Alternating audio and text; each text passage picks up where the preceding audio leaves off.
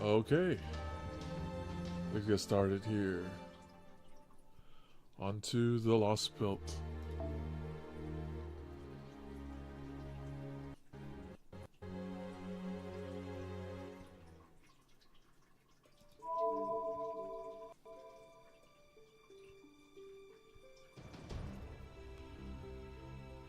Yo, how you doing, Eric? Hey, Delante. Hello, hello. Hello, welcome, welcome.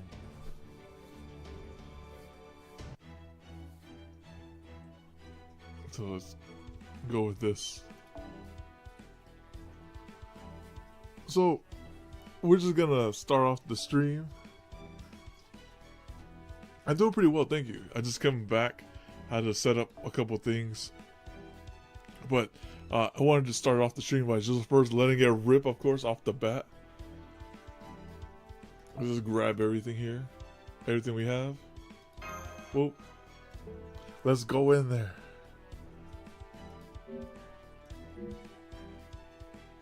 Everything good? Yeah. Everything good. Yo. How you doing, Hotshot? Alright, let's get in there.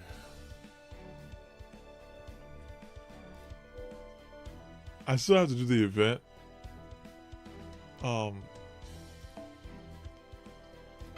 Let us go in there. Oh, it's loading. That's a good thing.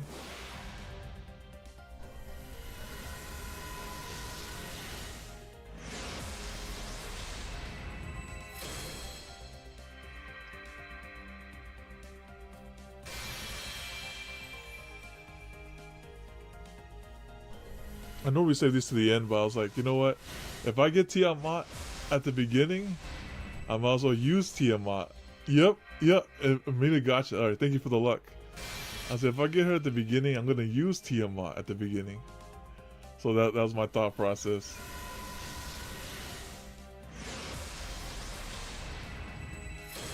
But so far, it's a bunch of servants, which is nice.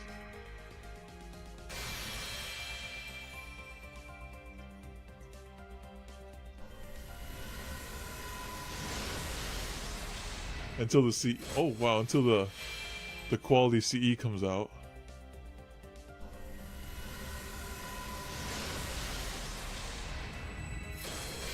Hey, at least it's not a min roll. We got a 5-star and the 4-star.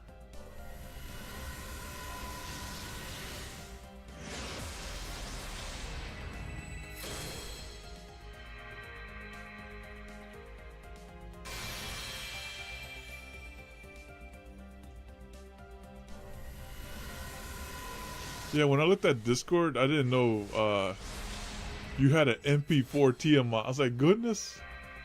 It's like, okay, he's got all that high. That's all the luck. It's like very lucky on the rolls there.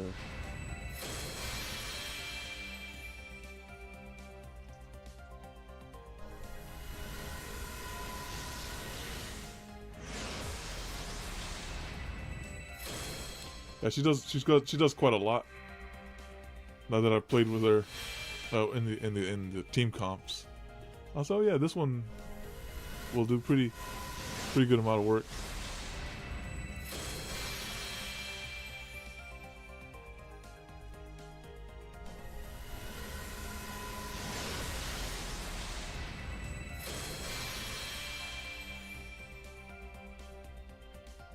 Okay.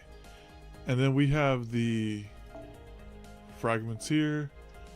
We make 8 of them right there. It loaded a little bit, small while for that one.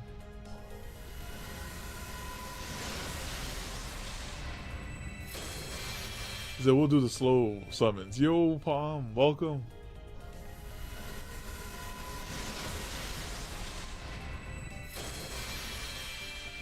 Oh wow. Okay, that's saying something. This is Tiamat's batter. Let's say if you need the AoE, this is the banner to come to.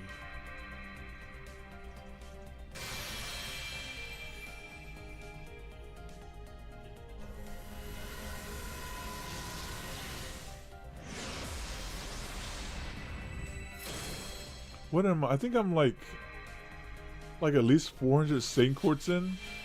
I wasn't keeping track, but or maybe 300. I'm somewhere in the range between 300 and 400 Saint Courts in. Got a delay? Oh, nice, man, nice. Let's say they're still handing out Tiamats. Let's take one Tiamat, please.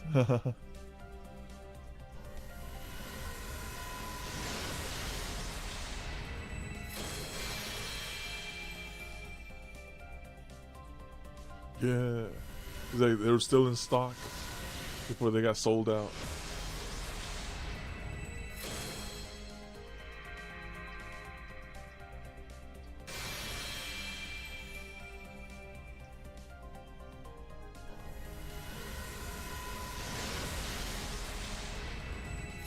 Uh-oh, it's a 4-star CE. It ain't looking too good now. We're like 6 rolls in, I think. I mean, 6 cards in. Alright, a unit. But she's supposed to cut off the lights, I think. Or maybe not. Or at least the card's supposed to look different. So whenever the card doesn't transform or like does the little hazy effect. No hazy effect there. Nope.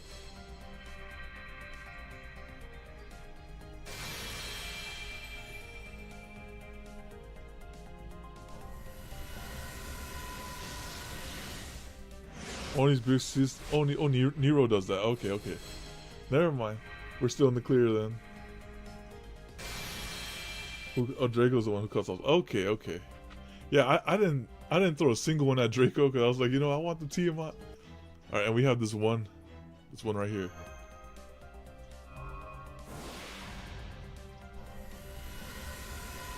No, it's the CE. All right, let's clean up. Of course, before we do anything, we because we rolled at the beginning, this is the consequences of it. It's like I got to balance out the inventory now. All right, let's go over here. Oh, let me fix up the audio cutting it out. 楽しいものから怖いものまでお望みのものを紹介しよう。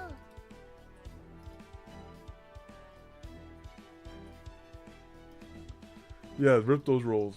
Let me fix that audio cutting in and out. I'll go here and then there.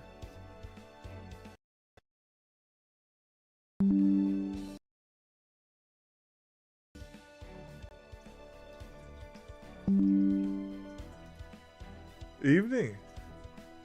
No. We gotta sheath that one. The you have to do more story to get more SQ. No. We're good. Let's go over here. 時間は戻らないものだ。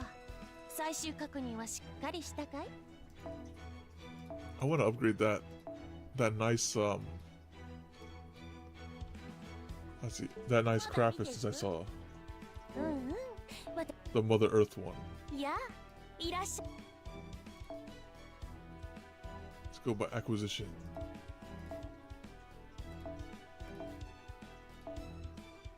Yeah, I got this thing at MP3. Okay. I hope your day went well.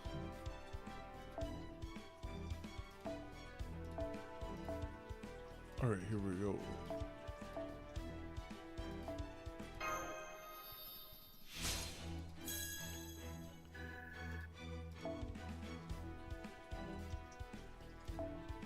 Then we go to the 2 stars.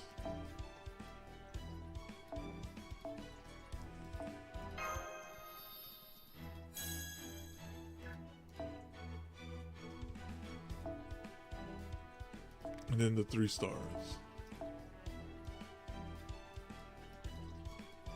Let's just go down here.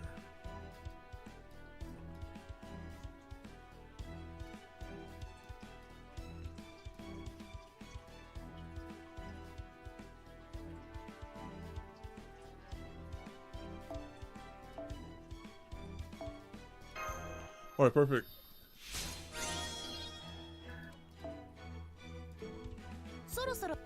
All right, let's see. Now the question is, do you guys want to see interludes, or do you guys want to see? Actually, no. I should probably follow the title, right? If this is Lostbelt No.5, do Lostbelt No.5, right? It's like, you want to see interludes or you want to see Lostbelt 5? No, let's just go straight into Lostbelt 5. We're gonna square up with. You guys already gave me like a unit in there. Diameter. Alright, also number 5. Ancient Ocean of the Dreadnought Gods. Atlantis. It's like, where are you now? Atlantis.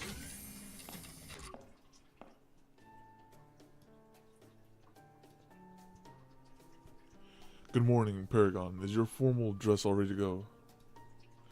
I know it's been a long 2 weeks since we got back from the Indian Lostbelt, but today they're finally supposed to finish making modifications to the shadow border and complete construction on the new Nautilus that has a shadow border at its core. I can't wait to see what it looks like once they let us back into the dock at 9 a.m. Lostbelt 4? we swept it. I was like, there's Andrew was in here, right? I was like, listen, we're gonna get Badamonte, we're gonna cut down that tree, and we cut down that tree, and then we were good to go. Yeah, we destroyed that Lostbelt. And we cooked with the single target Lancer. Archer? I think she's an archer. Baba Sith, anyway. I remember Captain was very particular about having us, quote, wake up at the crack of dawn and remain on standby until further notice. Which just makes me that much more curious. Testing. Everything good with this mic?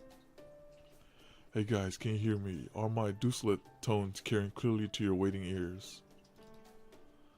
Tomlin, Kawata, Octavia, Chin, Cayenne, Elron, Marcus, Minir, Director Gordoff, MASH, and last but not least Paragon.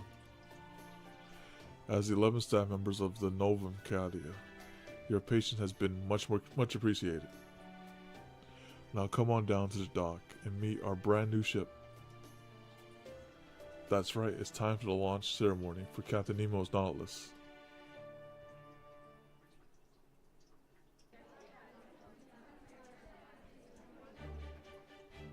Hey, thanks for coming to celebrate with us. We're so lucky we got to put the Nautilus together in a secret underground dock like this. Congratulations guys, we deserve it. I can't wait till we can set sail. Congratulations to you, Paragon and MASH. You guys are gonna be there for tomorrow's test voyage too, right? Oh man, it's gonna be so much fun. I wonder if we can still fire torpedoes in the Void Sea. We got all the Nemos. Paragon, do you know why there's so many Nemos here? No, but I've seen them around here and there before. We found all the Nemos. Hey, who said you could leave your post? You're making a mockery of the launch ceremony, dang it. Marines, line up. Look out guys, Captain's all mad. Come on, let's all line up. That's more like it. Now roll call. Nemo Marine, reporting for duty. I'm in charge of the deck, and I want you to requisition me a new mop. So this is that Nemo, when they do the MP, they start calling out like, oh yeah, the Takayaki is ready, and then they're like, fire. Nemo Marine, reporting for duty. I'm in charge of loading the really heavy torpedoes. Will somebody trade posts with me? Nemo Marine, reporting for duty. I'm in charge of the computer room. And I'm still not sure taking notes by hand is really the best idea.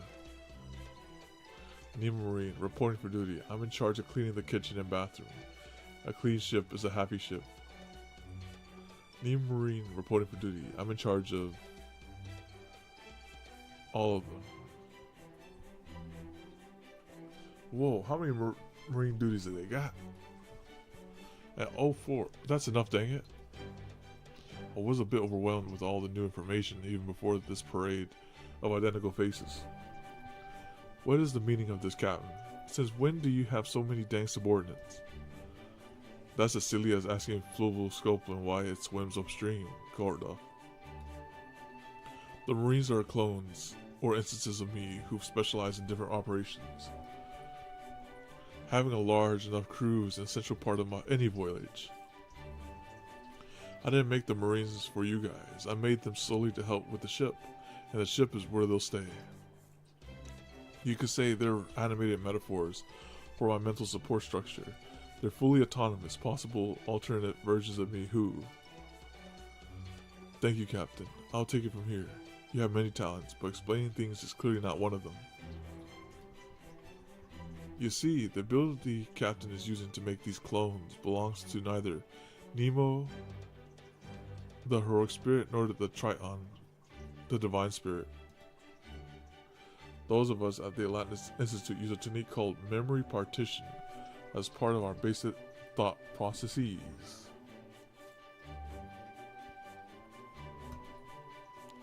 So I gave Captain the ability to use it when I formed a contract with him. So you gave him memory, you gave him Shadow Clone Jutsu, is what she did. Essentially it lets you, well, partition your brain so that you can have multiple cells processing different things simultaneously. In Captain's case, that resulted in him gaining the ability to create multiple physical cells that all act with complete autonomy.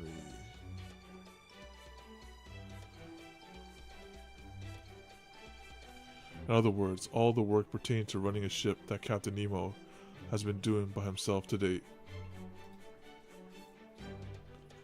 Or perhaps more accurately, all the work he had been wishing to do but was thus far unable to carry out due to a lack of personnel, is now being carried out by all these other Nemos thanks to the evolution of independently achieved. Then they don't all just look like Nemo, they all are Nemo. Aye aye, sir, though of course we all have to do whatever the captain tells us to do. So there's going to be lots and lots of Nemos working on the board, the Nautilus then. Well, the number of Marines will change depending on the circumstances.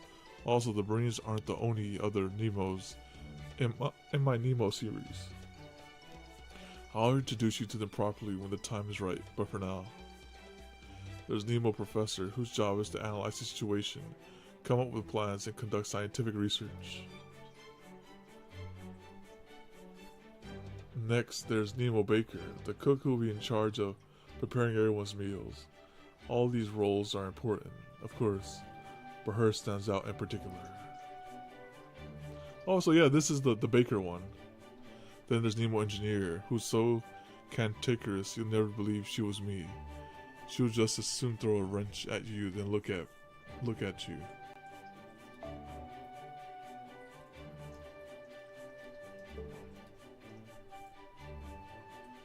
Those, along with the Marines, are the crew I'll be taking along to run the ship. The only downside is that bringing the boarder aboard the new Nautilus means there won't be any room for a bakery, so I won't be calling a baker. If any of you got Nemo on the roster, let me know, and I'll put Nemo in there just to stay in tune with the story. No baker. Oh man, that's a real shame. Still, it's looking more and more like a real submarine, isn't it? When are you gonna take it out for the test dive, Captain? Oh, I'd like to do that no later than tomorrow. We'll need to cross an ocean from the Age of Gods into this next Lostbelt, so I have to make sure everything is ship-shape, figuratively speaking. However, the only ones who will be coming with me are Mash and Paragon. The rest of you will be staying here. What? Why? We have our reasons, Munir. Sorry, it just wasn't in the cards this time. While Captain, Mash, and Paragon are out there testing the Nautilus, the rest have our work cut out for us, getting ready to infiltrate the Atlantic Lostbelt. Developing the ultra long-range lens, doubling and tripling the Nautilus defensive system, reinforcing Paragon's missile codes, fine-tuning Mash's Ortonex. Basically, Munir, we will have an absolute ton of things to do here. We just don't have the time to spare for you to be wasting your magecraft expertise on a submarine test dive. Dang it, of all the rotten luck. If I'd known it was going to hold me back like this one day, I would have sold my magical crest and gotten out of the magecraft game long ago. Ah, that's the boldest statement I've ever heard in a long time. But in case you needed a reminder, if you weren't a mage, you would never have been hired at Caldia in the first place. So how about you just resign yourself to helping the technical advisor, like a good little lackey, and let me take responsibility for what is sure to be a delightful Nautilus test dive. You sure, Gordy? You do know they're going for a test dive in the Void Sea, not the Wandering Sea, right? Yeah, I was saying, I'll let Paragon handle it, as I have a lot of directory work I need to do myself. Yes, quite a lot indeed. Then it's settled. Yep, so he's like, just pass on the buck then. This afternoon, I'll be holding a class to explain all about the Nautilus equipment facilities, as well as what to do in case of emergency. Then tomorrow, Paragon, Mash, and Captain will take it out for a test drive. While they're off doing that, the rest of us will be getting things ready here at the Wandering Sea for our infiltration of the Atlantic Lostbelt. It'll probably take around 7 days to wrap everything up, so this could be your last chance to relax on standby for a while. Make sure you're all well rested so that you can give your best for what's to come. Right? Got it.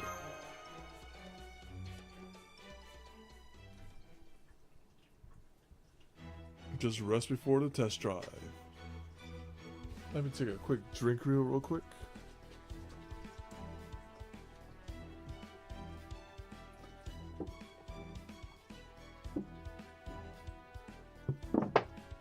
Okay, that was louder than I expected. Alright, let me put that over here. I should have put this with the music. Alright.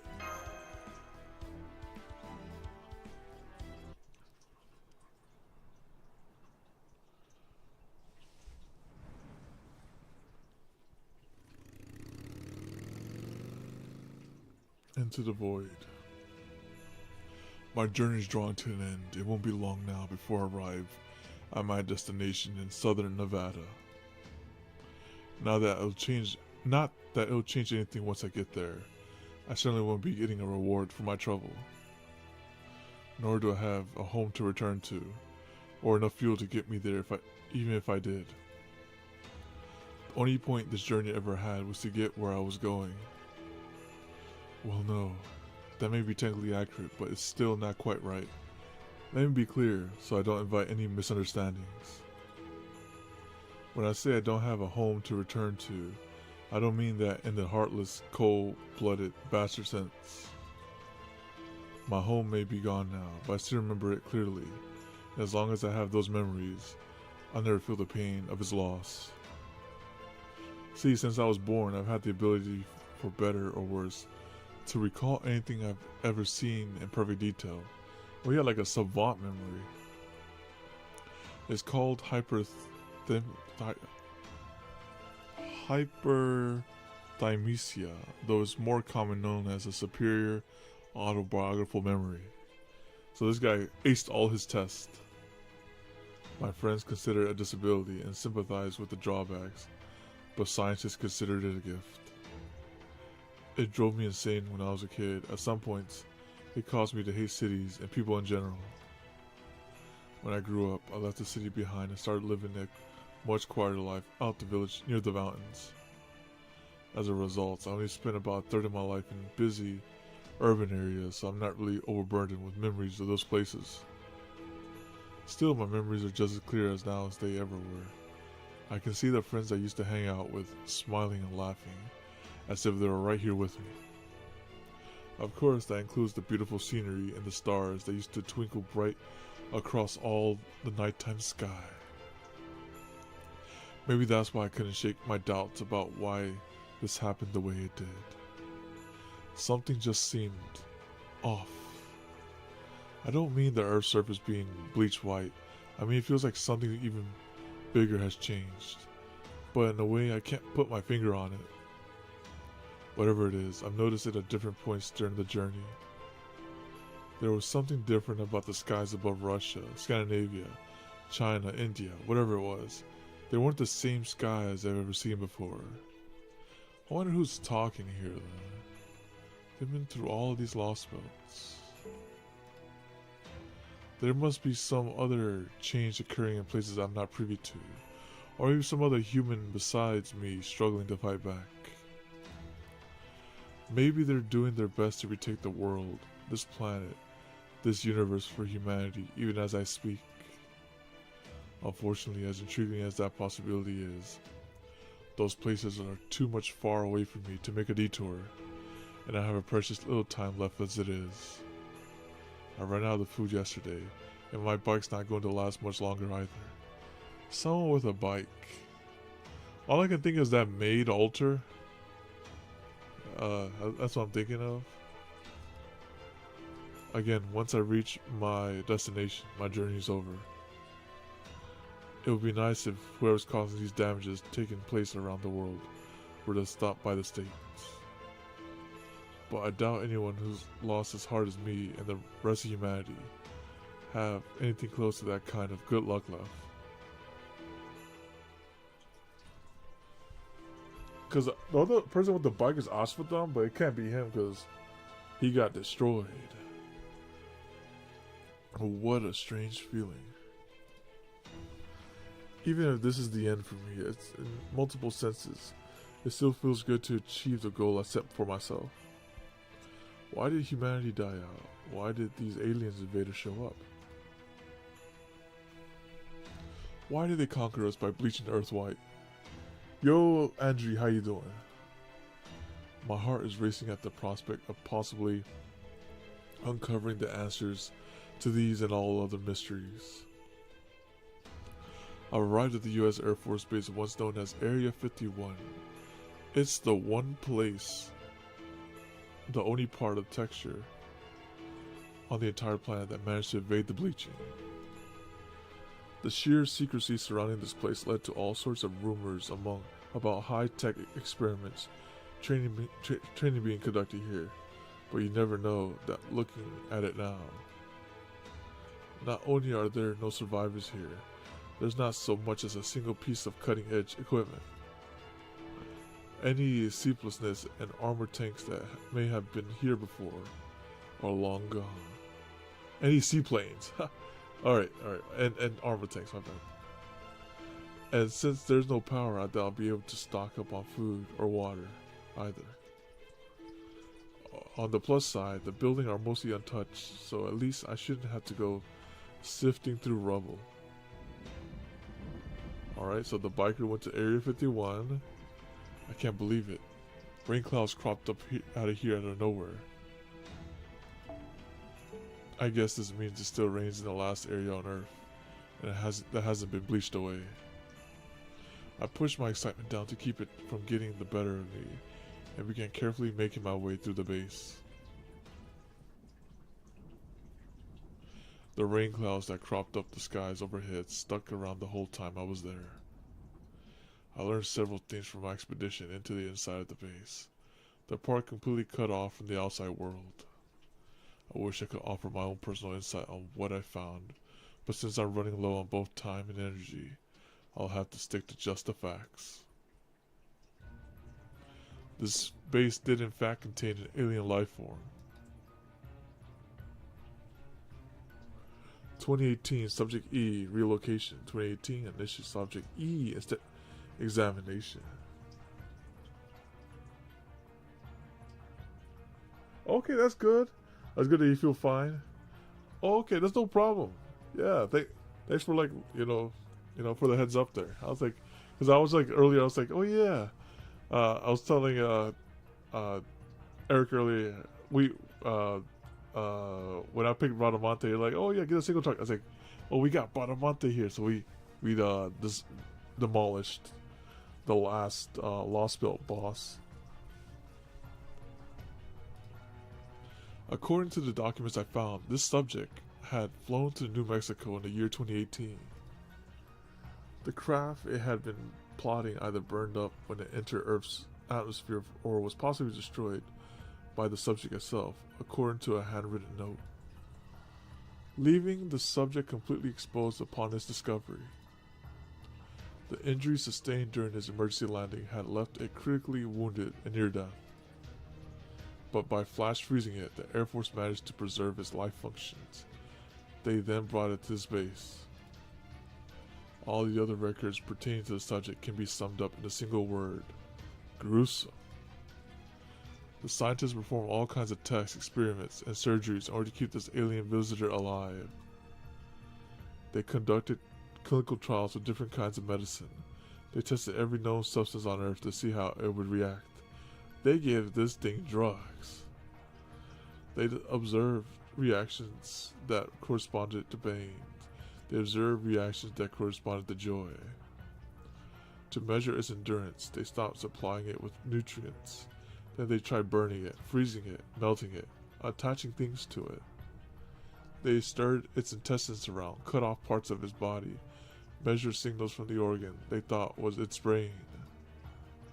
They performed all of the research, what could also be called the very crystallization of human history, on the subject while it was still living. It survived all that. It's like an immortal life form. It didn't take long for the surgical procedures meant to resuscitate the subject to morph into brutally exploitive experiments. And since the cells taken from the subject samples were made up of elements that didn't exist anywhere on the planet, it wasn't hard to imagine that further research could eventually lead to a military and civilian applications. So, they found immortality? Truth be told, that was where the top brass' true interests lied. After all, ever since the turn of the 20th century, the energy race between nations had only continued to pick up speed, and there was now an insurmountable gap between industrialized nations and developing ones. I could tell from poring over the documents that it began with the best of intentions. They wanted their research to result in a better life for every person on Earth, to help humanity move past its endless squabbling for wealth and forge ahead with new, loftier goals. However, Area 51's researchers didn't see things the same way. With every experiment they ran, they became more and more certain that the subject was emitting a constant, unknown signal. It was calling for help. Oh no! So it's calling for the mothership. So they thought if they kept running experiments on it, if they kept inflicting greater levels of pain on it, even more potential test subjects were bound to show up. Oh wow. So they called over a colony of aliens. That's why this all happened. That wasn't a natural disaster. It was a man-made one. But is that truly the reason? I finally know why those trees came here. Now, I just have to confirm one last thing. Was this the true cause? Was this really a Subject E here at this base? I had to see for myself. And I have to do it before I die of malnutrition. It took me several days to discover that door. E reference room, a secret area that had been built even further underneath the base's underground structure.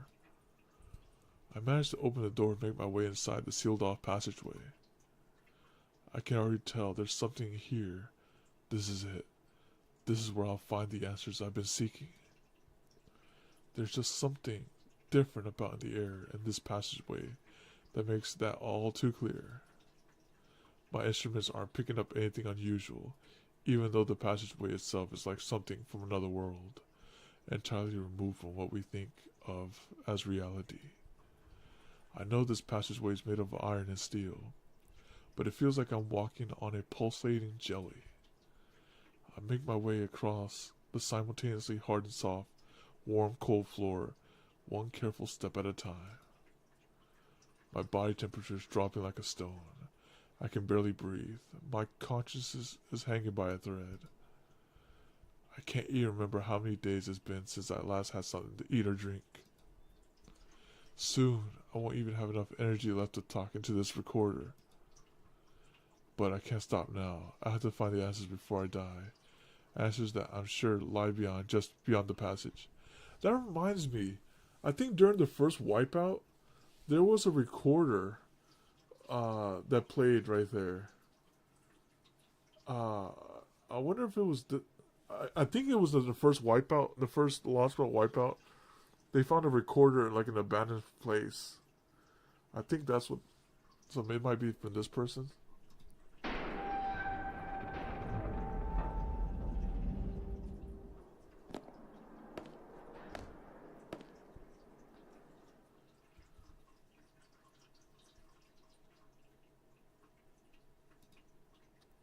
The only sound that escaped my lips was a quiet gasp of shock.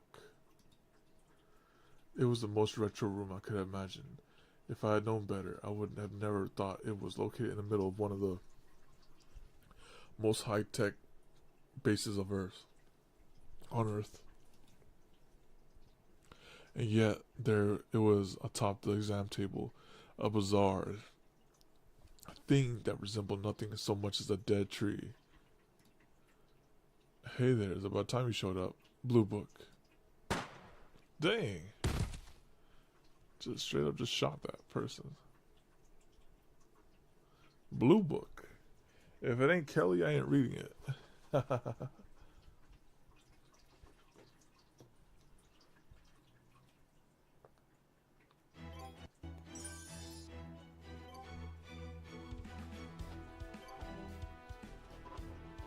Alright. Moving onwards.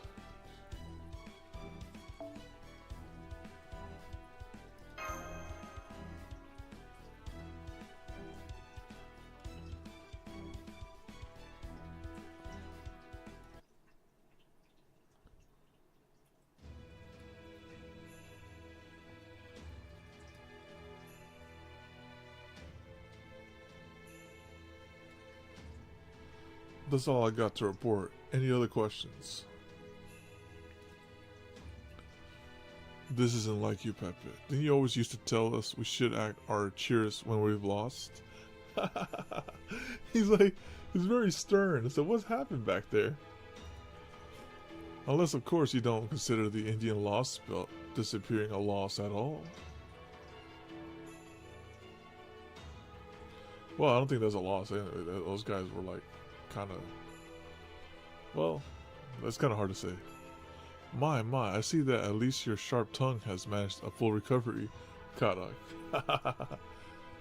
Well, alrighty then, let me rephrase. Not only did I get in a fight with my Lostbelt's king, my very own servant washed his hands of me. And I had to run all the way here with my tail between my legs after Caldia, our sworn enemy, saved my life. I'm clearly the best crypter. But at least the roasted bananas were super yummy. Never mind. I'll take it back. You're just as cheery as ever. Now shut up already, will you? Now that's our pet Vib. Besides, it's still too soon to declare yourself a loser. Knowing you must have really gotten in their good graces, right? There's more to deathmatch than just slipping a knife between the other guy's ribs. Getting your opponent attached to you, a pro level game move. So, the way things are going, I'm betting their next destination will be their last. Am I right? Yeah, we're going to Cristadia's Lostbelt, Atlantis. Oh yes, this is one we'll settle things once and for all. They won't be going to your Lostbelt. I mean, now that they have a ship, they're all but certain to come here. Even though that practically guarantees their demise. Well, dang, that's real brave of them. Gotta give them props for that. Hats off to you, Caldia. Oh, now that I think about it, I'm connecting the pieces here. That weird life form that floats around endlessly during the Lostbelt, that might be an alien, now that I think about it. It could be an alien searching for like that tree seed that called for help. Or it could be the same thing that was getting tortured. Who knows? We couldn't ask for a better guy to fill in the last seat. What was his name again? Who cares? Like it makes any difference to me. Anyway, point is, the next drink's for you, Master What's His Face. You must be feeling real good about yourself now that you've straightened four innocent lost belts in their proverbial cradles. Huh, we can't be sure the Cowlings come to the Atlantic lost belt yet. Who knows, maybe they'll end up gunning for you next, Burrow. So if you got time to be making shitty, tasteless analogies, maybe you ought to spend it getting ready for them. Huh, you serious, Kadok? You think I might be next? Are you feeling okay? What are you talking about? I'm saying it's possible that... Oh, Kristana hasn't told you. Well, since all the alter egos here at the moment... Since all the alter egos are not here at the moment, so we don't have to worry about them. You mind if I tell them myself, boss?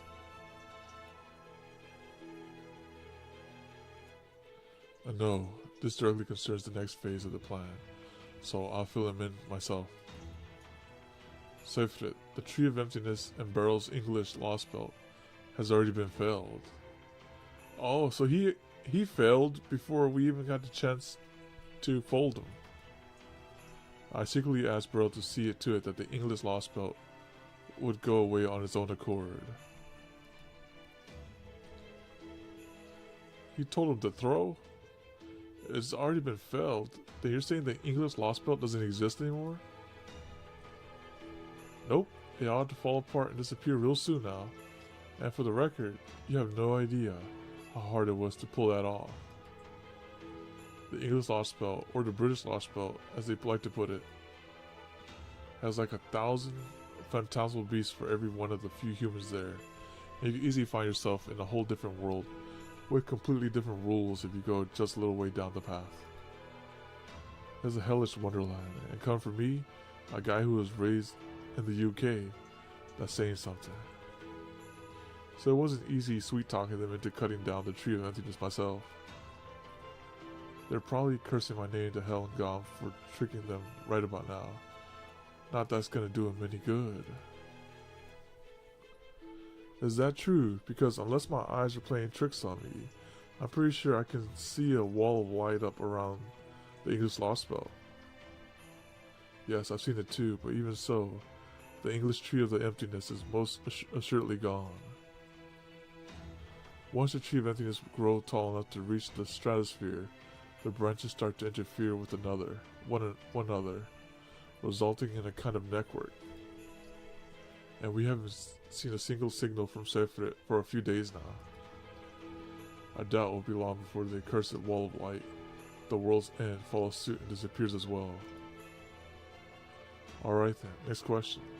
Why'd you get rid of the English Lost Belt like this? I thought our Lost Belts were only supposed to fight each other once their territories made contact. It just goes to show that there are exceptions to every rule, Kadok. This may be difficult for you to understand, since you have no way of knowing how deep London, that is to say, the Clock Tower's abyss runs. But the English Lost Belt is the only one that cannot be allowed to remain. Nothing good could ever come from it. Not for us, and not for the foreign god. However, the foreign god knows nothing of this planet's history, and we have no way to explain it. We can't even say anything to the priestess, or as her role is purely observational.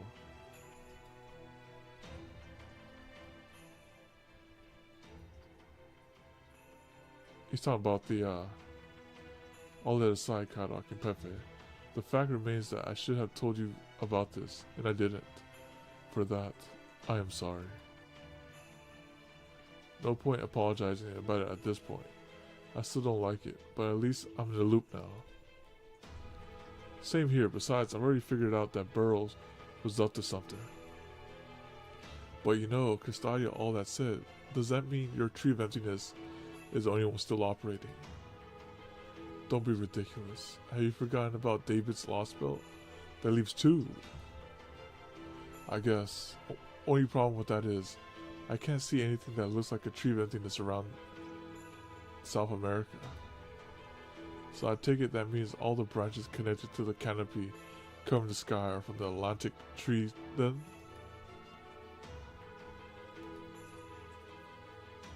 Good grief, I really can't get anything past you, can I, Pepe? That's correct, my tree of emptiness is the only one receiving the blessing of the foreign god's earth covering canopy. What's more, my tree of emptiness also has grown to complete maturity. He stated that a long time ago, I think. I think he stated that during Ophelia's Lostbelt. He's, oh yeah, my tree's doing good and all that.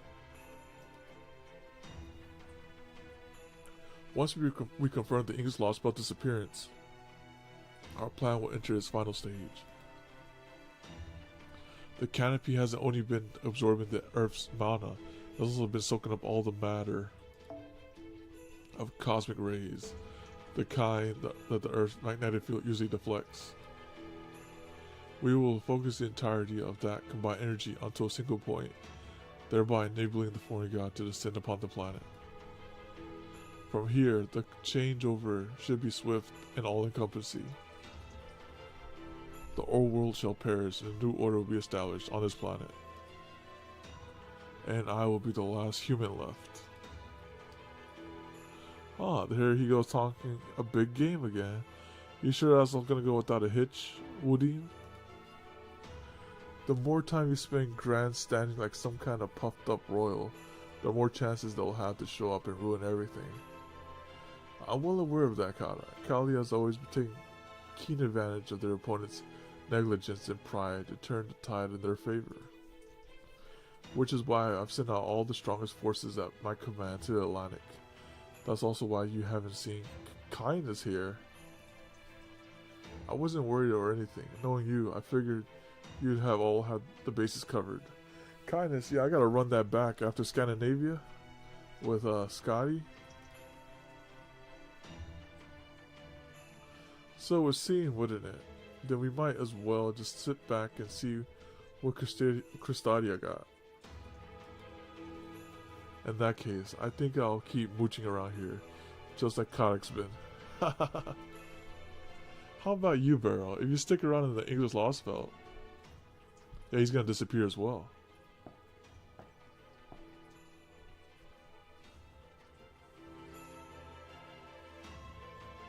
Hey, you don't gotta tell me.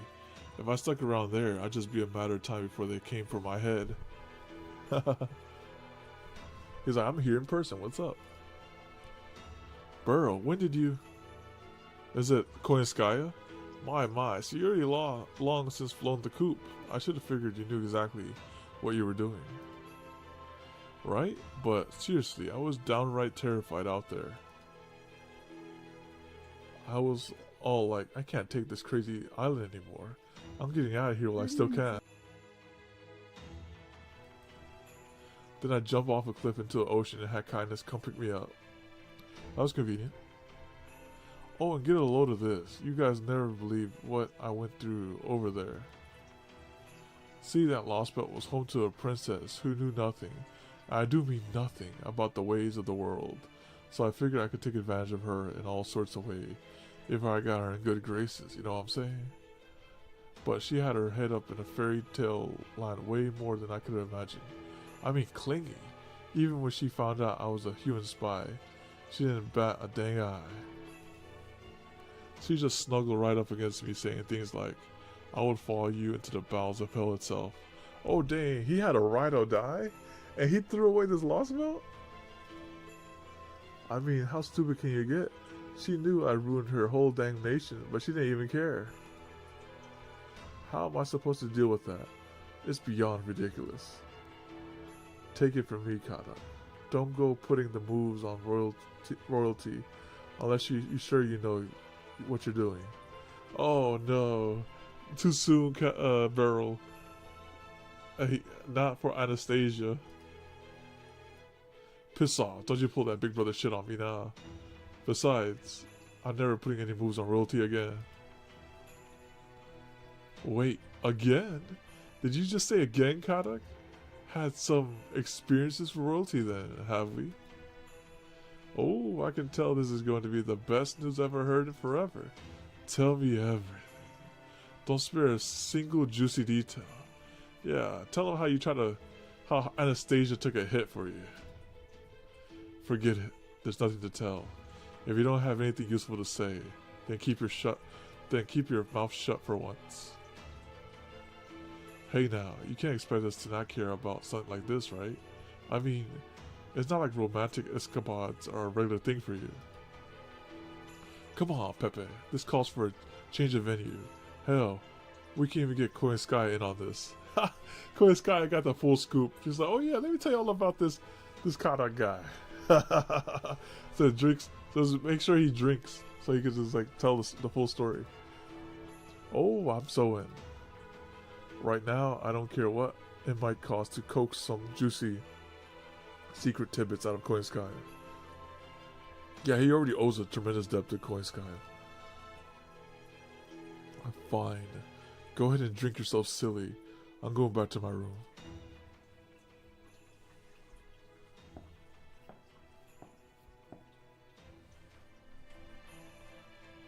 Oh, come on. We're just having a bit of fun, Haddock. Lighten up for a change. Now, how about you show me where I can find a nice place to hang around? I only just got here, but I know this Atlantic Lostbelt is supposed to be amazing.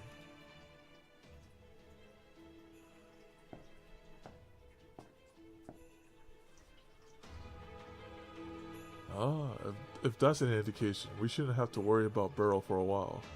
Though I do hope the scent of blood will eventually wash off him. Anyway, let me know if anything changes, Woody. I might not be too useful, but I'm sure there's still something I can do to help out.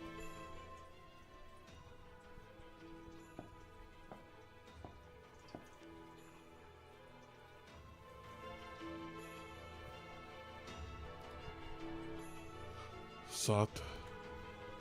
Perhaps this time you consider sharing your own opinion here before I make my final move, Priestess. This could be your last chance, seeing as the foreign god's disciples have yet to even realize that I have my own goal in all of this.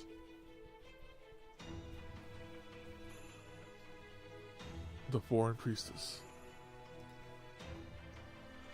You must have seen the adjustments I made to my tree of emptiness, along with the way my interests align with Zeus's, even if our conscious conclusions differ. But somehow, in spite of all that, you continue to do nothing.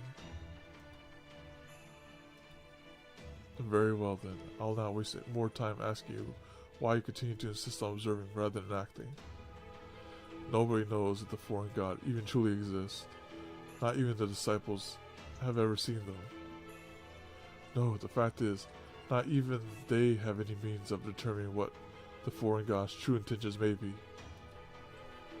The foreign god is truly a god of emptiness. I cannot in good conscience leave mankind's fate to such a being. I will eliminate Khaldia, watch over Zeus until he passes, and establish the tree of emptiness as reality. So continue to stay back and observe. Void shaped like a priestess. Nobody else is left. I alone shall realize the future you failed to create.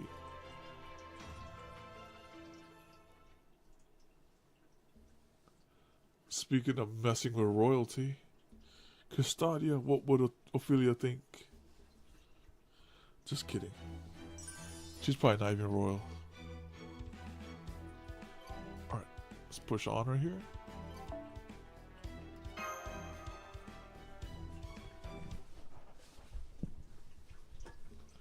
"5 days after the Nautilus test dive.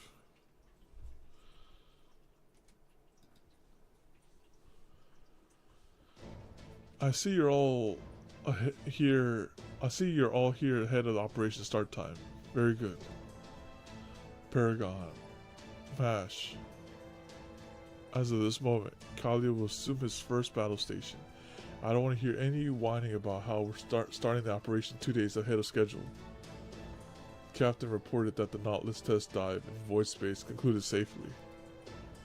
So I trust you're all prepared for the genuine article then.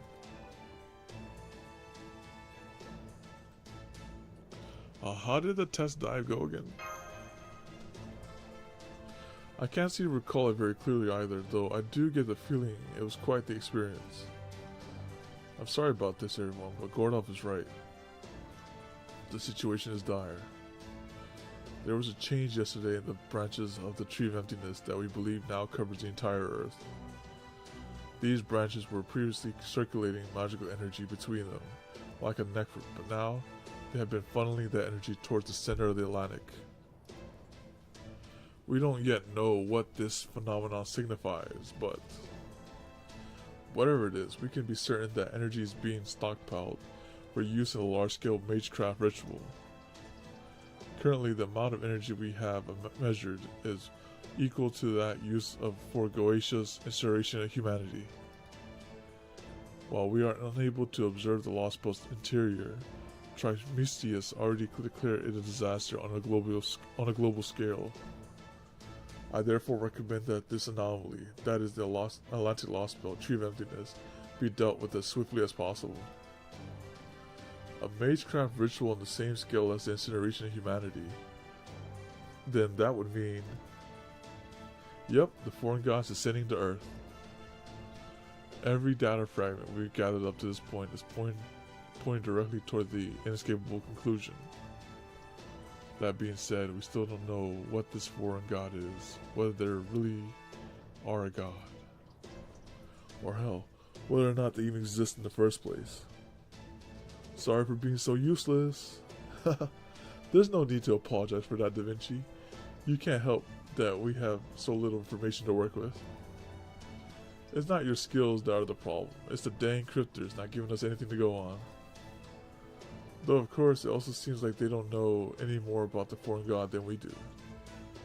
I expect the only cryptor who does know the truth is their leader, Custodia Woodine.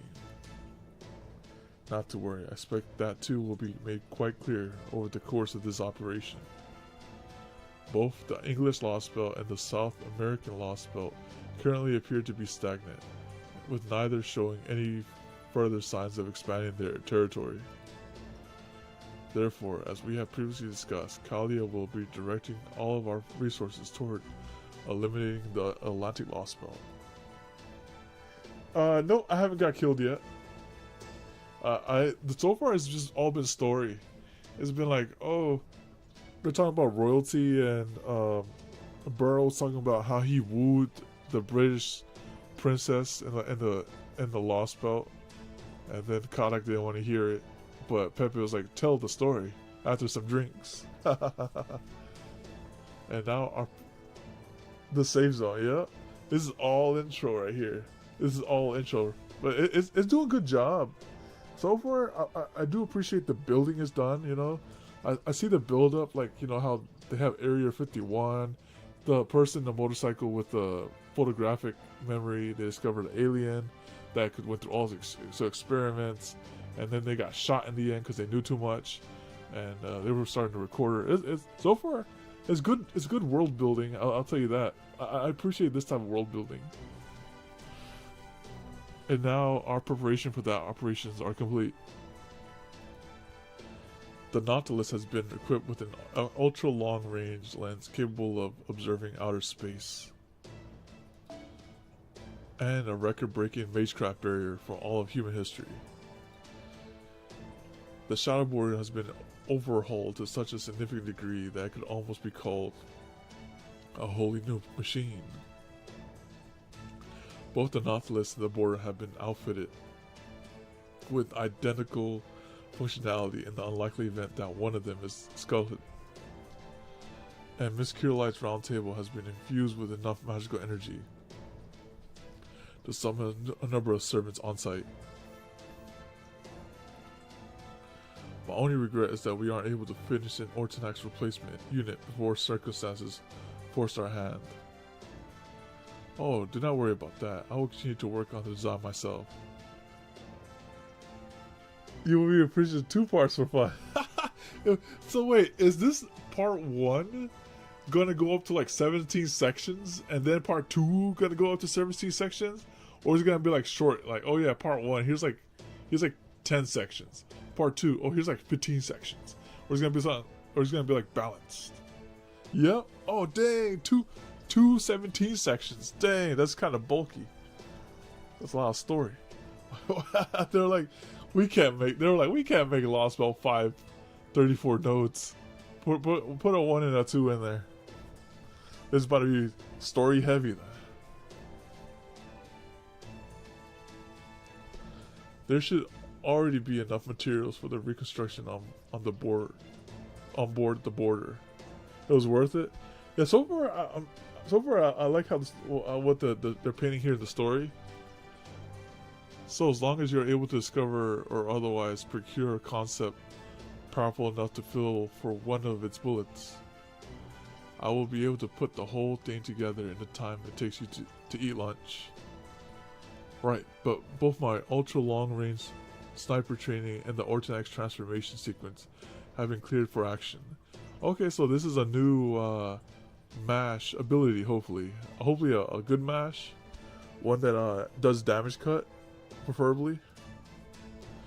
If it needs to be deployed to give us an edge during a decisive battle, I promise I'll wield it to the best of my ability.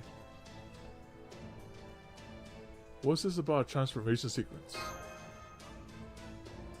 Now, just pretend you did not hear any of that. Besides, we still do not know if it'll even be relevant here. You wish? They're like, I'm not getting damage cut yet? Oh, come on, man.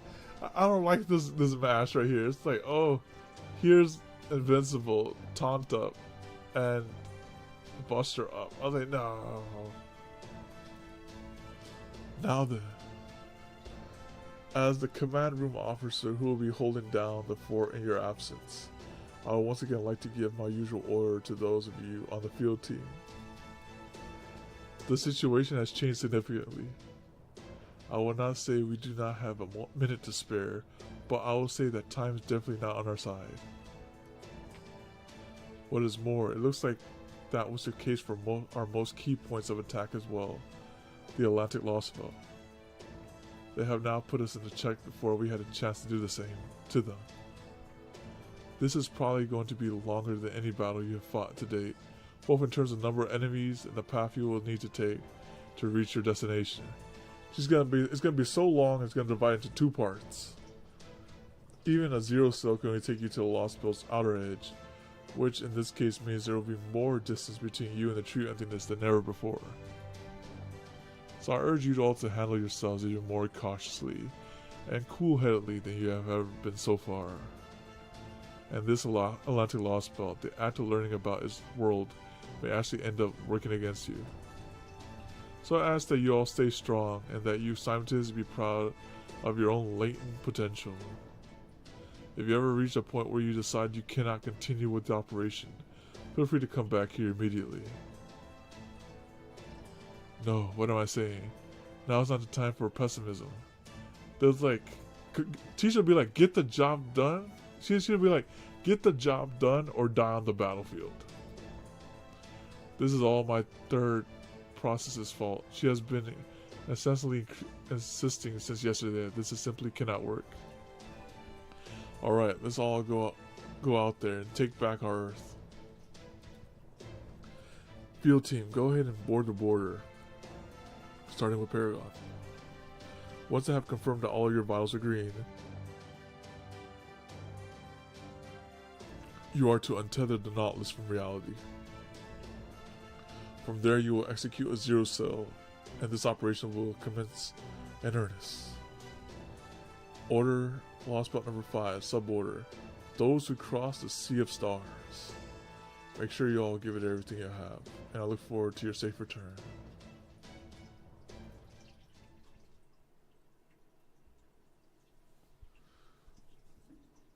She's like, Gambate.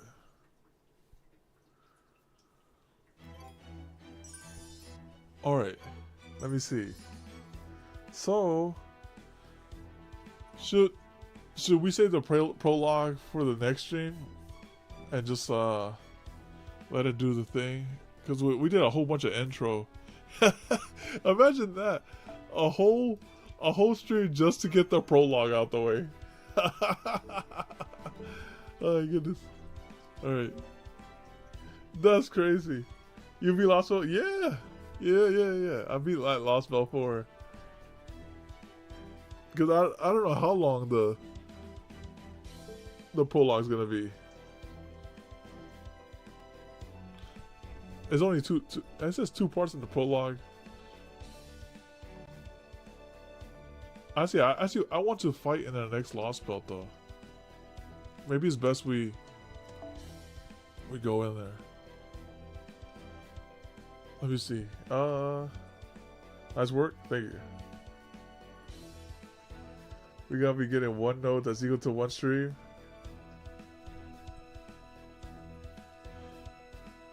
That's true. If we do the prologue, if I was gonna make you wish, no, we have Draco at home though.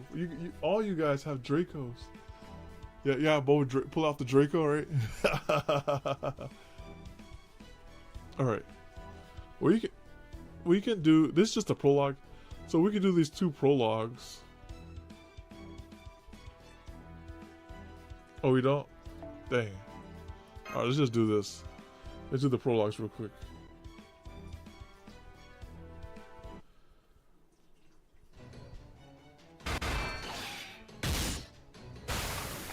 There's blood everywhere. Samsung. It looks like this is as far as I go. I'm sorry, Dion.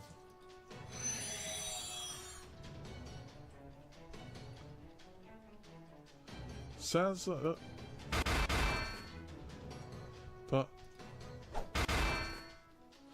Come on, Dan. Don't let up for a moment, and don't worry about what might happen later. This is the only chance you've got. It bounced off. I can't believe how tough his armor is.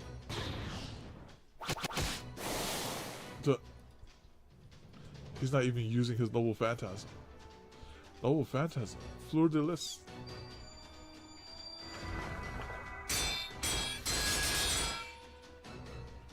Cut her up like it was nothing. I see a series of strikes made in tandem with the Lily-based illusion. This silhouette? I do not know whose silhouette this is. It looks like some Piccolo from DBZ with that armor, but I can't put a face to it. I didn't even scratch him. What a joke. It's over. Proper human history. We've destroyed every last one of your nests. Huh, it's not over yet. This started long ago, and it ended long ago. And you mean them? The Olympus alter ego will deal with them. Do you think this would all be over once they arrived? There's no path forward for you. Any future you may have had is gone. You can submit to us and live, or oppose us and die. Which will it be? Proper human history. We will never submit. I see. Then death it is. Dang. Clean with it. She got turned into fragments. I know. Okay, so it's just an NPC. We found the ley lines, sir. Also, this is where the ley lines come from. As you know, we've been using ley lines before this, though. They mentioned ley lines earlier. Good. This is the last one. Because I remember they say, like, in order to make the ley line in Lostbelt 1, we had to do that. Yeah. Once we have used it to summon a servant, causing it to go dormant, we will destroy it completely. While you were debating, your host got killed waiting for me? Oh. Hey, listen, it's just Samsung. It's a necessary sacrifice.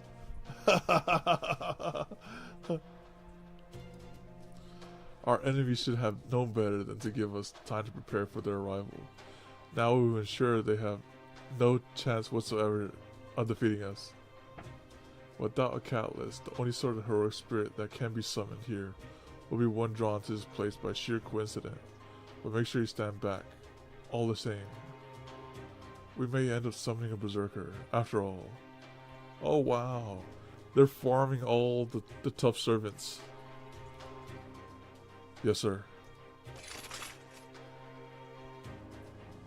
Hear me now, in the name of our great Diomir. Come forth from the circle of binding. Guardian of the scales. Is this Estrella? Come forth and dedicate your life to Olympus and this land brimming with the breath of gods.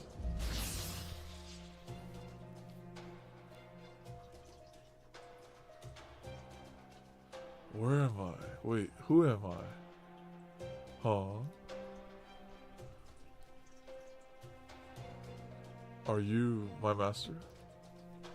Yes, I am. And then the master is gonna be like, alright, get betrayed instantly.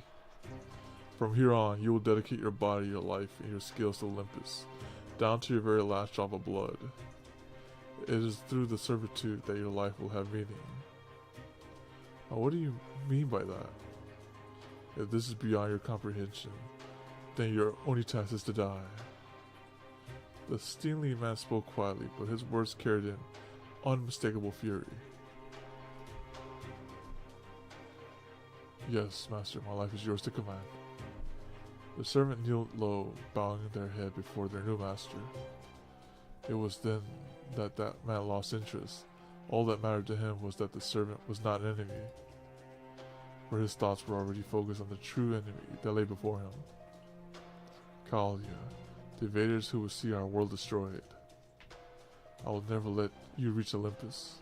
It is here in Atlantis that you will meet your end. None of you will escape. None of you will survive. I will slaughter you all where you stand. Prepare for battle.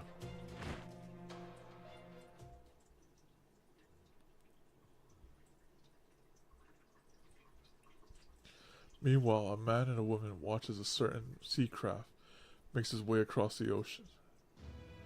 Are they serious? Is that really all those fools that Kalia brought to try to cross the sea? They're here. Where?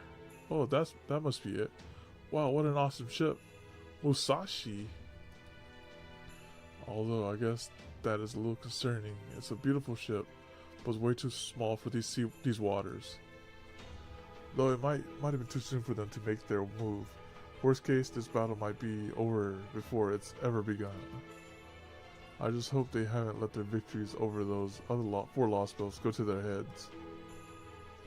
Well, that's harsh. And here I thought I sensed you were firmly on the Master Kalia side. Hell yeah, I am. I can't help but go weak in the knees for Pharaoh. That's why I'm only a little concerned for him and his team. Looks like they're bound to have yet another rough start. As long as you're not in my party, I'll be fine. You find that a happy turn of events? Even now, I still cannot fathom how your mind works. It is because of your love for dire predicaments. I swear you're far more berserker than Saber. Well, of course, I'm going to smile about this. I'm genuinely thrilled that they made it here. How about you? Did you not expect Kalia to show up here? Well, I had ruled it out.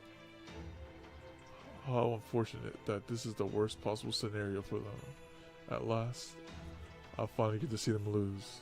Blasphemy? Yeah, I'm just speaking facts, okay, man?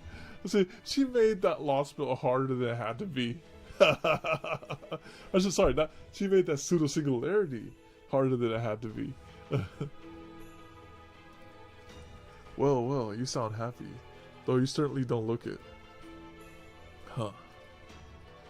I can understand them having such a hard time in Russia. It was their first Lostbelt after all. I can accept their pathetic show in Scandinavia, as that was a world too kind for his own good. I can turn a blind eye to their raucousness in China, for that was a world too long without any manner of festivity. And I can concede they had a right to be so self-righteous in India, for that was a clear-cut case of good and evil. No doubt it's owing to these experiences that the Kalians are likely thinking something along the lines of, the Atlantic Lostbelt may be a threat, but there must be a way to overcome. There must still be a way to overcome it. But they would be wrong. This is no problem here that needs to be solved. None. The Lostbelt is already perfected and is actively moving ahead to the stage beyond proper human history. The Chaldeans shouldn't have come here with the intention of defeating this Lostbelt, and they especially shouldn't be trying to learn more about it. What are you trying to say? I am saying that coming to the Lostbelt with any intention other than its complete and utter annihilation is a terrible mistake. I can only hope they realize the error of their ways before they're completely wiped out. Alternatively, well, no matter, I have my own work to do. How about you? If you like, I could take you to their ship right now. Oh no thanks, I'm good. I'm just gonna go ahead and wait for them at the enemy's main base. Did I misspeak? I thought it was clear that as the Chaldeans are going about this now, they're all going to end up dead. Oh no, I understood you. I just don't agree. Sure, they might suffer a horrific defeat and end up losing everything, but there'll still be enough of them left to fight back. So in the meantime, I'm going to do what I'm best suited for, so that I can be ready to pass the torch to them once they finally doggedly make their way to their goal. I see, then you can also see how this is going to end, albeit in your own way. Very well then, go ahead to Olympus. If nothing else, the Chaldeans should make an excellent decoy. Right? The gods can't tear their eyes away from them. So, on that note, I guess this is goodbye, Chaldean, if I run into you again there. You won't. This is the last time we ever meet. My eyes see no further trace of you once we go our separate ways here. Oh, that's some foreshadowing right there. He's like, this is the last time I speak to you, woman. It's like, because you're gonna disappear for good. For good. Well, at least I ought to keep things nice and simple then. Hey, do me a favor and tell them I'll be waiting for them up ahead, okay? Thanks.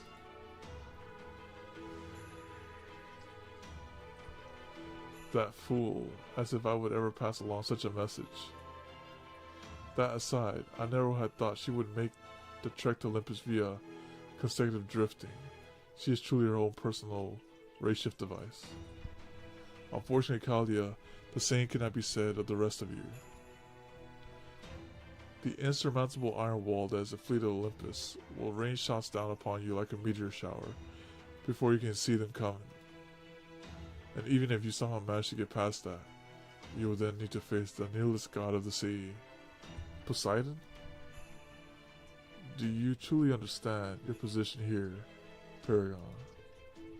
You have no time to spare to learn about this Lostbelt. The moment you attempt to do so or get to know its crypter will be the moment your journey comes to an end. Your incongruity has helped you prevail thus far, but you can't count on it forever.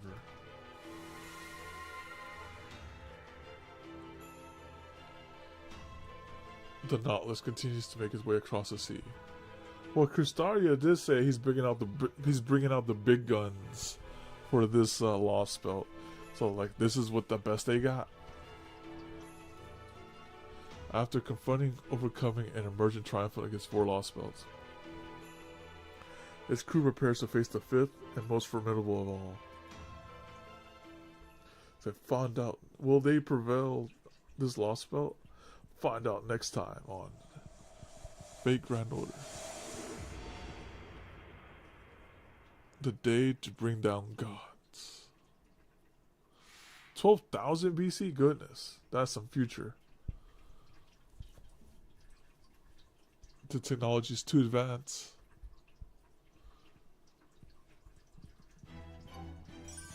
Alright, here we go. The prologue. And then after this one, we'll call it. We'll call it for this one for sure.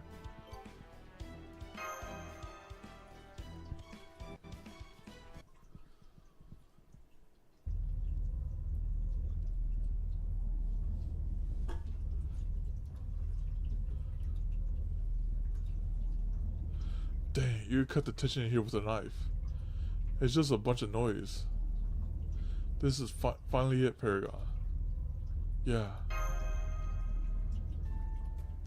Come now. What's with the long faces? Given how obviously weak and pathetic the 6th and 7th Lostbelt appear to be, this is shaping up to be our decisive battle. That's exactly it, Chubbs. Come on. This tension has been making your specter tighten up just as much as ours, right? Ah, that's right. There shows just how little you actually know about the world of magecraft. Kidney pie. That right there shows just how little you know. Okay. I'll have you know the tensions I'm experiencing right now is nothing like all of yours.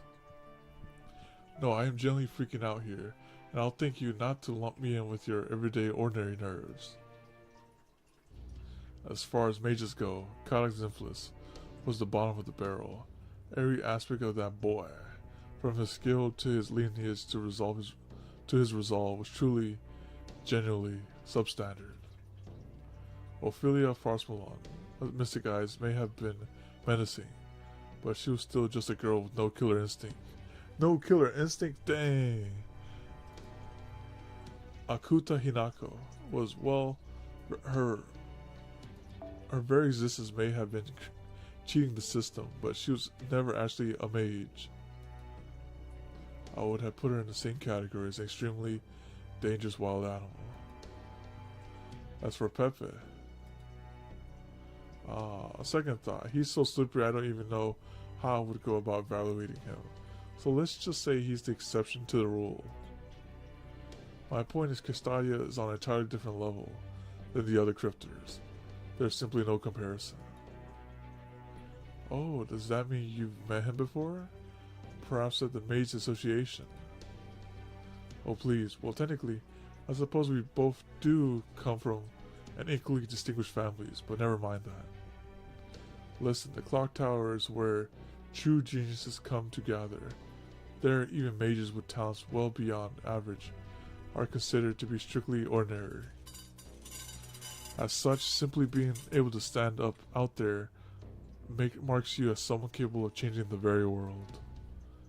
Castadia Wudim has been acclaimed as one of the brightest stars by the elite aristocrats of the Brahmadiel faction, as well as the Democrats of the Tarmadil faction, and even the staunch neutralists of the Mastria faction alike. Despite their differences, they all had equally high hopes that he would be the one to rebuild this world's deteriorating foundation of magecraft.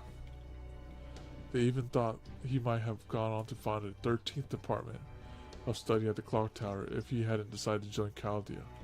Huh. Really? I had no idea Castadia was so highly regarded in London. And yet you never met him yourself, huh, Gordy? Of course not. I was always cautious about who I reached out to there, after all. And Castadia received no end of support from all the other successors to nobility, young men who were obligated to carry on their family names. You see, anyone from a mage family, no matter how prestigious, would never dare disobey their father. For them, their fathers, some of whom are generally monsters, who have been alive for hundreds of years, are the most terrifying beings in existence. And yet, even in the face of these wicked old foxes from the previous era of magecraft, Castadia was never afraid to speak his mind openly. My guess is that his confidence stemmed from the sheer superiority of the magical circuits that he had, that have helped him go his entire life without ever losing to anyone. Dang, this man's never lost? Goodness. Got the perfect streak. He always carried himself as though he were a king, as though he had been chosen by the gods. He was both confident and idealistic, yet distinctly humane, despite being both cool-headed and ruthless. He set the top records in all sorts of fields at the clock tower, many of which remain unbroken to this day. I still remember feeling keenly aware of how talent and charisma are something you're either born with or you aren't, while peering over at him from behind a convenient pillar. Oh yeah, I could see the Tobo doing that. I bet he was tearing at a handkerchief, glaring at a... tearing at a handkerchief, huh? The director's right, Castadia was a bona fide genius, who excelled at absolutely everything. It's true, my grown-up self has memories along these lines too. And they're telling me that while I was definitely an unparalleled genius in every human endeavor under the sun, Castario was an indomitable genius when it came to magecraft. But I thought David was the genius.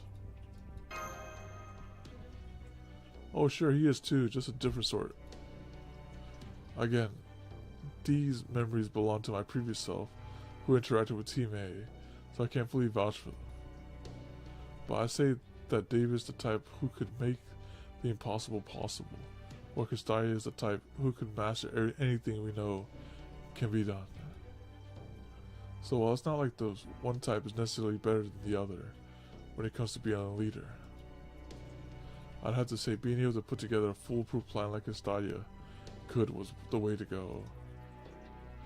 Nonetheless, the fact remains that they are both peerless geniuses. I can't say I relish the thought of opposing either of them.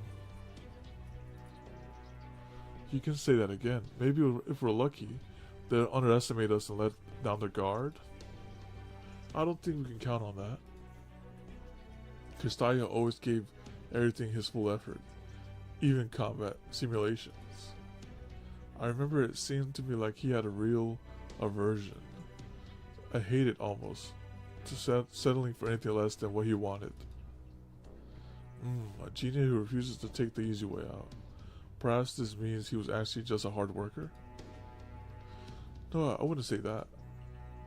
According to Kalia's records, Castalia lived a perfectly ordinary life during his time there. If anything, Kadak worked way harder than he did. He spent dozens of hours training for every one of Castalia's. Oh. Anyway, that's pretty much all we have to go on. So I think that's enough Castalia speculation. They're pretty much saying Castalia is a him. We may not know exactly what we're up against, but whatever that they throw at us, we'll be ready. We've used every last bit of the magical energy resources we accumulated to get to this point. Now, thanks to the Nautilus acting as the Shadow Border's outer layer, crossing the ocean is a proverbial walk in the park. Not that this even comes close to the Nautilus can really do. What the Nautilus can really do, okay. I understand your disappointment, but I'm afraid the Shadow Border's safety is of paramount importance. Quite so.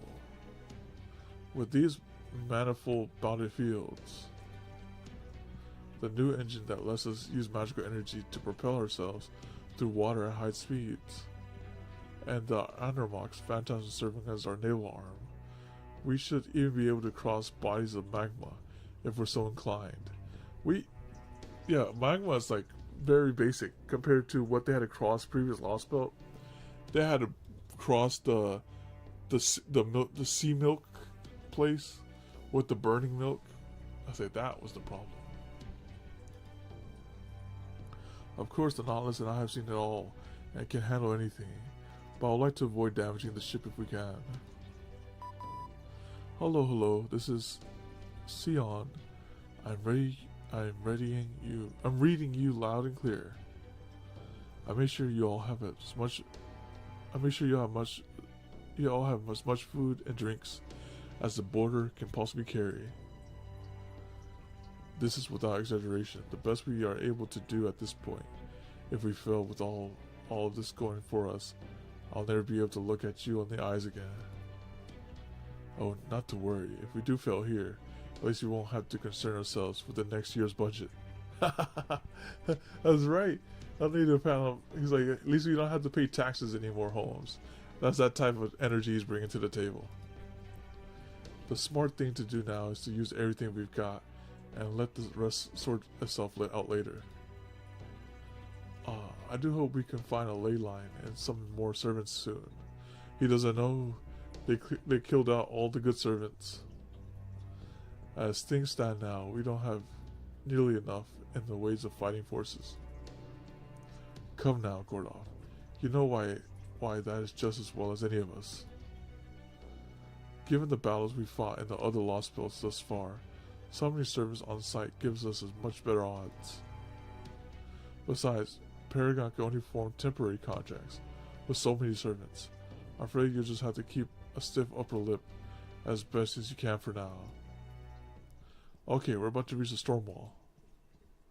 It might have been impregnable in the Shadow Border prior to its upgrade, but now things are different.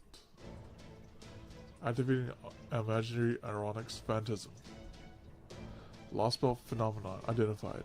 Naval ram simulation successful. Untethered from reality. Void space dive penetration mode. Zero cell unfurl.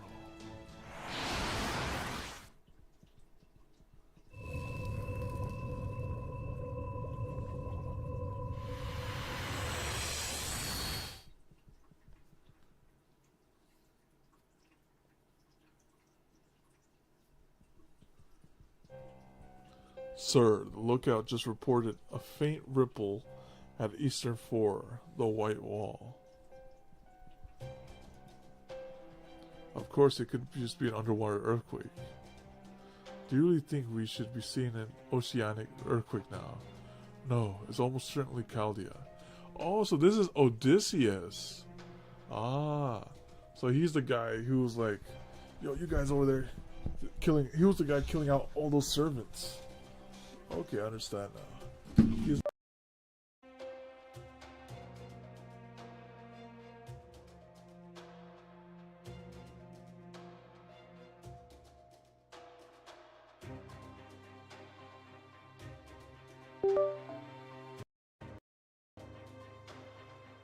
yeah, I accidentally dropped my audio interface there, but it's all good now. Alright.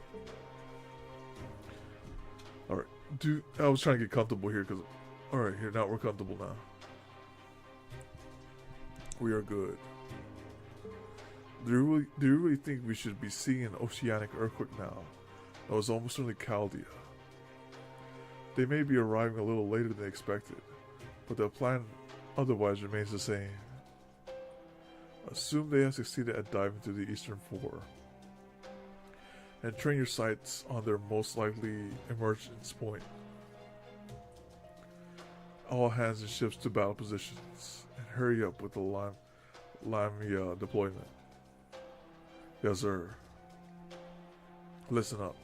Do not treat these foes as you would typical rogue servants. Servants who have formed a contract with a master are stronger than you think. Do not for a moment think yourselves above them. Let down your guard and you will find yourselves the hunted rather than the hunters. Yes, sir. Very well then, I'll leave this in your hands. Understood. The Etna production is coming along very well. What is this? Is it possible to manufacture those things? Yeah, well, at least the prototypes. Huh. Dang engineers, after all this time, you still haven't been able to complete them. Well, no matter. Send them back in. Yes, sir. Activate the echidna. Right away, sir.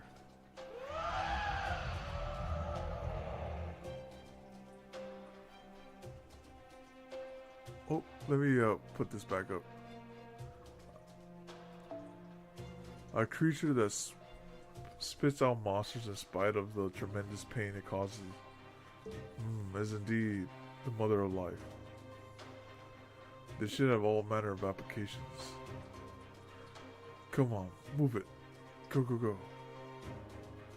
Hoist the beam cells, head for the target coordinates. Full speed ahead. The third fleet has arrived to the target coordinates. Lamias are now ready to deploy. Your orders, sir. Take them out.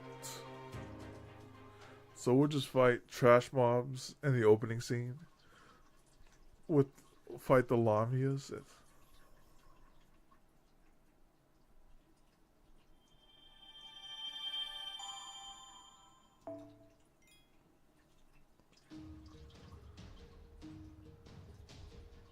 And there you have it. We're at the start of the Lostbelt.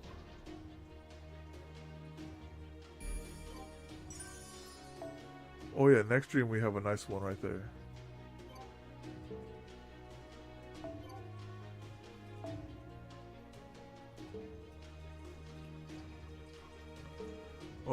Okay. Let's just do one friendship point something.